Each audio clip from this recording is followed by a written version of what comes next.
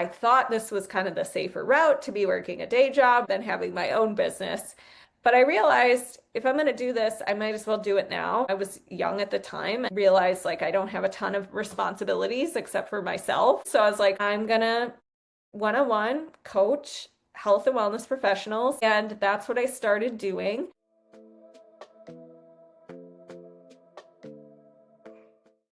All right, Hailey Rowe, welcome to Beyond Fulfillment.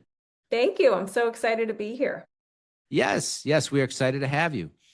So, Hailey, you are the host of the Health Coach Nation podcast, and you also have your own online fitness coaching business that you've had for nearly a decade. And you've got quite an interesting story how you really were forced to become an entrepreneur. So, I would love if you would set the stage for our listeners and just tell us how you became an entrepreneur. Yeah, definitely. So I am a marketing and sales coach and strategist for business owners. And a lot of the business owners who I work with are fitness entrepreneurs, health coaches, life coaches, people in the coaching space. And all of this started in high school. My first stab at sales at all was actually selling fitness DVDs of all things. I was an old soul. I started to realize I needed to take care of my health because, not because I was getting old, because I wasn't, but I was a theater nerd.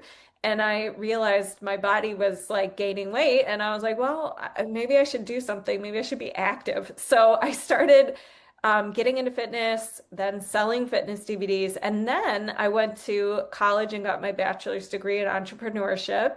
And after college, I wasn't sure exactly what I wanted to do at that stage, but I started to look for jobs because I kept telling myself I wanted to have a business, but I thought, oh, I need more experience first, or, I was just kind of delaying as we do sometimes. And so I started to work in the startup world in business development and marketing. And the companies that I was working for throughout those years were usually in the wellness space. One was actually a coaching certification company, which got me more into coaching and knowing more coaches in my network and all of that. And then in 2017, what I thought at the time, was my dream job because I was working at a startup, I was doing their marketing, I was helping a lot with the business development piece and just learning so much. But because there was a medical side to the company and it was taking a long time to get approved to open, and they had some unforeseen obstacles come up, the entire team was let go in a day. And that is when I decided, you know what? I've always wanted to have my own business. I thought this was kind of the safer route to be working a day job or work, even though it's a startup world, which is high risk. I still thought it was safer than having my own business. But I realized if I'm going to do this, I might as well do it now. And, I was young at the time and realized like I don't have a ton of responsibilities except for myself at the time. So I was like, all right, I'm gonna one-on-one coach health and wellness professionals, if that was my niche to start with, on the parts they don't like, which is how to market themselves, how to get visible, how to sell coaching. And that's what I started doing. And then over time, that's when I started my podcast as well. I started to work with other types of entrepreneurs on their business and their lead gen, but I kind of have stuck with the wellness professional niche with my podcasts and things like that. And that's kind of the main audience who I work with. Hey, let me tell you about Max Capital Hub. If you're an entrepreneur trying to get funding, but your credit's holding you back, these are the people to call. They do business loans, business funding, and they'll actually help you clean up your credit so you qualify for more. They're not just handing you paperwork, their team builds an actual strategy around your business.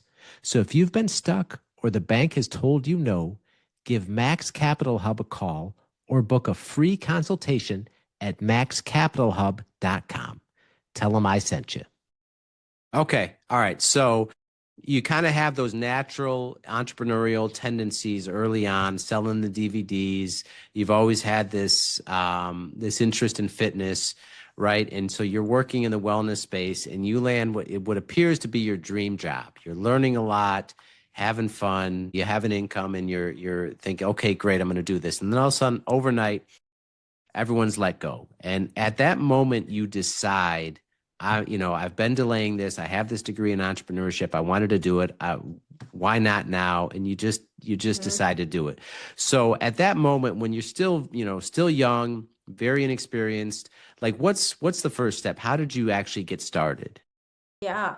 So I actually started doing some research. I reached out to people who I knew would be in the wellness space or wanted to be in the wellness space. And I asked, can I interview you about like, what do you feel like you don't know about marketing, about business? What is causing you the most stress when it comes to having and starting your own business? And I did these little interviews on Zoom and I wrote down what they said. And then I said, if I made you a customized offer for this to help you with these things, would you be interested in that? And a couple said yes. And then I just charged a really low rate, did a little bit of a beta program with them, and helped them start learning marketing, learning better time management skills in their business, learning how to acquire clients. And that's really where I started. And then I started to, of course, invest in mentors and courses. And, even though I knew a lot about marketing, having your own business, it always takes a different flavor because you're not used to talking about yourself and you sometimes, can get clouded judgment because you take everything personally. And versus when I'm working for the startups, I'm like bold and I can, write really good copy for them. But then when it's about yourself and your own business, sometimes you get in your own way. So I just started to, have my own mentors, do my own courses, get support for myself, and just try a lot of different things and start to realize here's where I'm getting my clients from and here's what's sticking and then doubling down on those kinds of things. Like one thing I realized kind of early on, probably around 2018, was that LinkedIn started to become my favorite platform for connecting with people, networking, things like that. And so I started to really like do that every week and it's really paid off throughout the years. So I think everybody listening, we all want this like I'm sure we want this story that we just started and everything clicked and we had the magic bullet and we found a specific strategy and it was all gung ho after that. But it's a lot of trial and error. It's a lot of seeing what works for your audience and your business and then doubling down on what you're observing is working. Absolutely. Okay, so much to unpack with that whole last section. So at first, that's really interesting because you make the decision to do this and you want to have this business, but you're not really sure which direction to go. So in hindsight, this seems like such a great idea. You just start interviewing your ideal clients on what their pain points are and what they need help with. And that just by listening and doing those interviews and hearing what they said, and then realizing how to solve that problem, that's how you've got your first couple customers and you were basically off and running. Yeah. Okay. All right. And then also too, that's another big topic these days was with the imposter syndrome. So, Mhm. like you mentioned, like when you're working for the startup, you can be bold and confident and, write this very, compelling copy. But when it comes to selling yourself, right, then all of a sudden, like you're not sure and that voice kicks in and it's, everyone at every level, if they're a human being, gets imposter syndrome at one point or another. So, what's your strategy for overcoming that and moving forward, even though you're having those voices that are trying to talk you out of it? Yeah, well, there's a couple things that come up. Number one, I think it's important to remember that everybody has a little voice of imposter syndrome at every new ceiling they break through and every new level. And I think we just need to almost like carry it like an emotion in our purse with us, as opposed to letting it take over and drive and cause us to not try things and not be visible and all of that. Now, I don't think you should, fake it till you make it and act like you're something you're not. But I do think it's really important if you want to overcome imposter syndrome, the easiest and the best place to start is to get experience. So so write down, here are the reasons why I'm lacking in belief. And whatever they are, that just means you need more experience in that. And I think for me, that's why when I first started, I was not charging what I charge now. I did a beta rate. I did a very lower, much lower rate than what I charge now because I wanted to build experience. I wanted to build belief in myself. I wanted to build case studies and testimonials. So I told them, I'm going to give you this like really low cost because I want to develop a case study with you and I want your feedback and I want that along the way. And that really helped me build belief in my product and service because I was listening to feedback, because I was, just getting the experience. And the other thing is your message can evolve over time. So for me, I didn't start off saying, I'm like now I call myself the Mary Poppins of business resources because my clients have literally called me that. So I've used that in my marketing. Or I didn't say I'm a top 25 coach in Chicago because I didn't have that back when I started. So I started with a messaging that I felt I could really help people with, which was more along the lines of I help you with your business habits that end up producing revenue and clients and better time management skills. And then as I got clients more and more results with them, my message was able to evolve and expand to be more about, I help you book clients directly and I help you with the marketing strategy and all that kind of stuff. So I think it's important to let yourself evolve, but don't let my message isn't good enough yet or whatever stop you from at least getting out there and getting started and starting to seek out visibility opportunities. Because that is how you overcome imposter syndrome is by doing the thing you're scared of and realizing you can do it. And then you build belief in yourself. Mm, love that, right? Because we see so many people that don't achieve their goals or don't get to where they want because they just don't try or they don't believe in themselves. They never take that first step.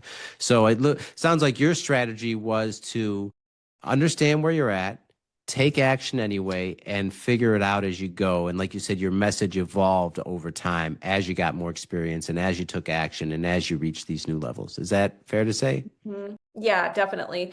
And I will say, working at the startups, I was used to getting assigned things that I didn't feel qualified to do because it was a small team and they'd just be like, hey, here's your task, figure it out.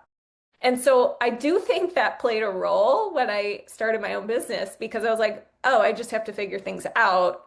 They don't really care that I don't know how to do this. It's just like giving me things to do. So that was a big thing. And I also grew up, I told you I was in theater. And so growing up I was singing a lot and I was auditioning for things. And I think that too gave me a bit of a thicker skin because you're getting rejected all the time. And it's one of those things where you try out for things and sometimes they don't even tell you if you didn't make it sometimes. They just ghost you.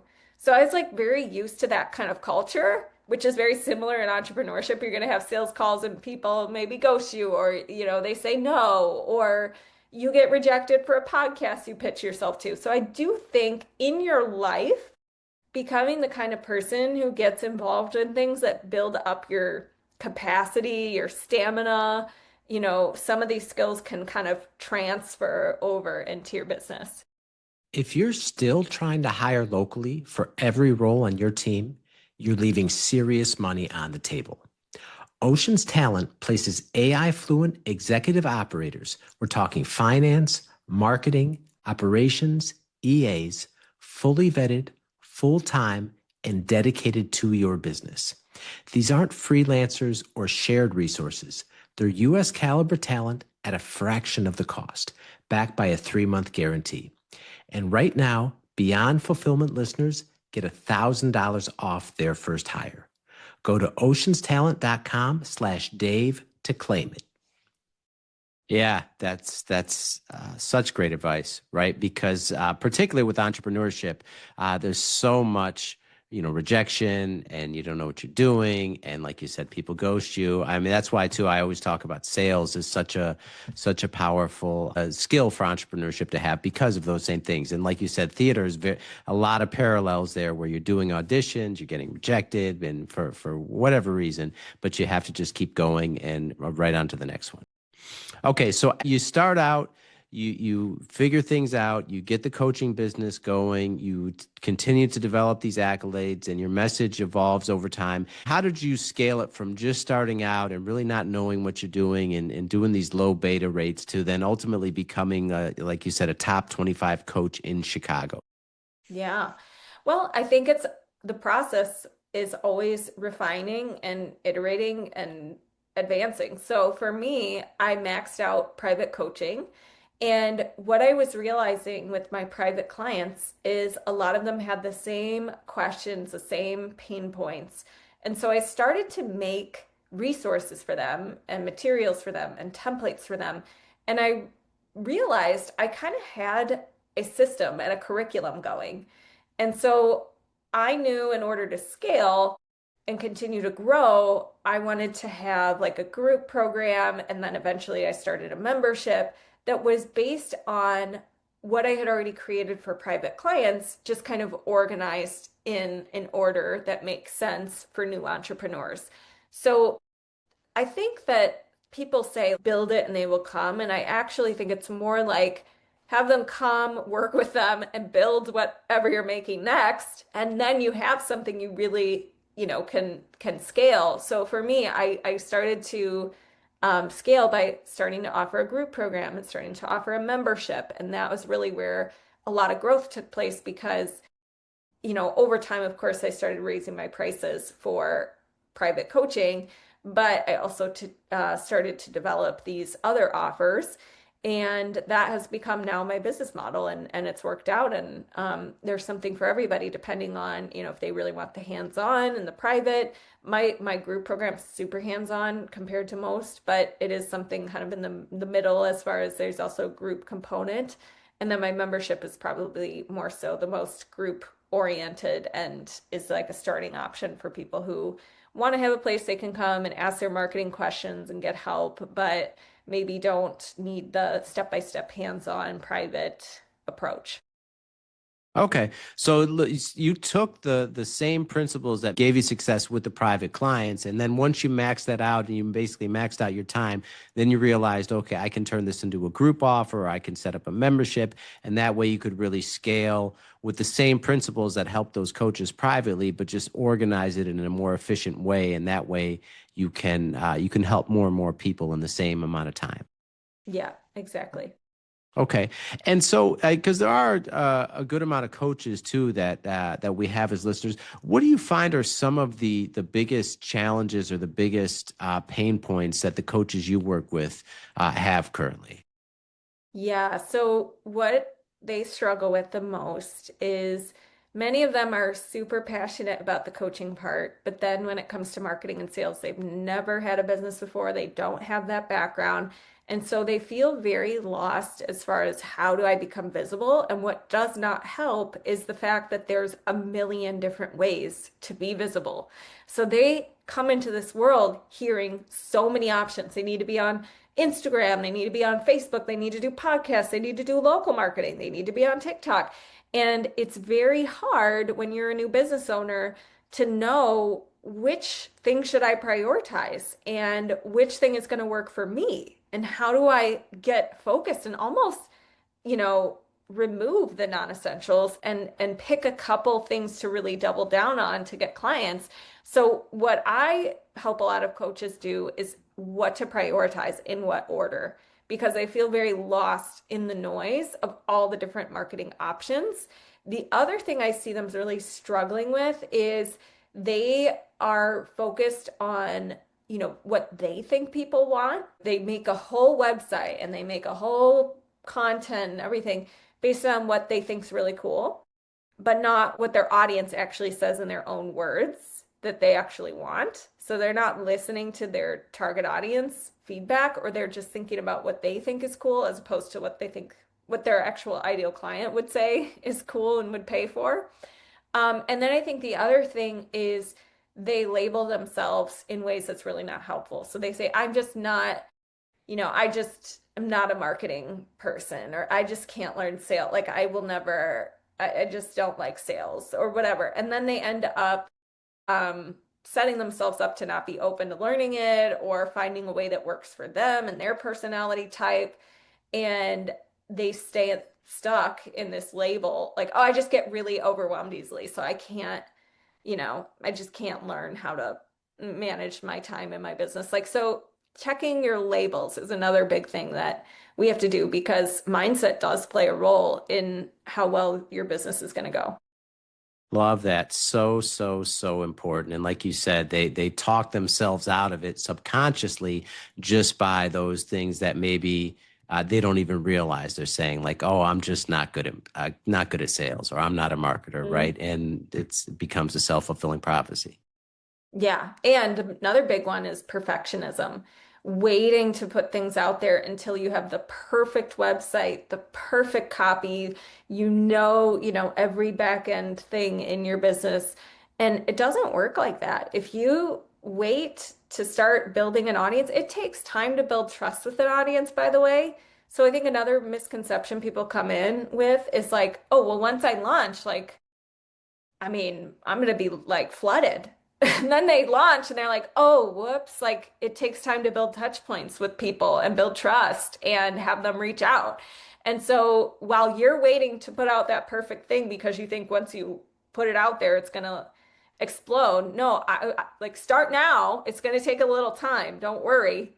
And start to put out the message and build your visibility and don't let perfectionism stop you from getting started because a perfect idea in your head that never gets out there to the world doesn't help anyone versus putting something out there that's helpful to at least one or two people, continuing to improve it as you go is much more beneficial for actually moving forward in your business. Love that. All right. And Hailey, looking back at your journey thus far from the early beginnings and then the startup where you were let go overnight and you made that decision to become an entrepreneur, and then looking at your journey and you've built this coaching practice and scaled it and come so far, what would you say has been the best part of your entrepreneurial journey? Well, the best part is the clients I get to work with because they are it's one thing to help them make more money and help more clients and make an impact, but what's more important to me is seeing them do things they never thought they were capable of and increase what I call like the internal locus of control. It's so cool to me to be able to be a part of their journey of them realizing they can do more than they think and they can just decide to do something and do it. I think a lot of people think they don't have control over that, they're helpless, that life happens to them. And I like to watch the transformation happen of them going from believing things that aren't serving them to realizing, like, wow, I can actually run a business. I could do more things than I think. And that byproduct of the skills they learn in business, how that pours into other areas of their life and has a ripple effect on their whole life. So that's what I love seeing. Wow. Well said. All right. And Hailey, if people are listening to this and they want to learn more about your coaching and the different programs that you offer, what's the best way that people can find you online? Yeah, so I'm on Instagram at Hailey_Rowe, HAILEY_ROWE. I also have my website, HaileyRowe.com, and a free class teaching you my 4 steps of client attraction framework, which is at HaileyRowe.com/client-attraction. I also have the Health Coach Nation podcast, which you're going to be a guest on. So those would be some of the top places, but I'm on all the platforms at Hailey Rowe. So All right. And we will link all that in the show notes for everyone. All right. awesome. Hailey, thank you so much for taking the time to be here and sharing all this incredible wisdom from your journey with our listeners. We greatly appreciate it. Thank you. Thanks for having me.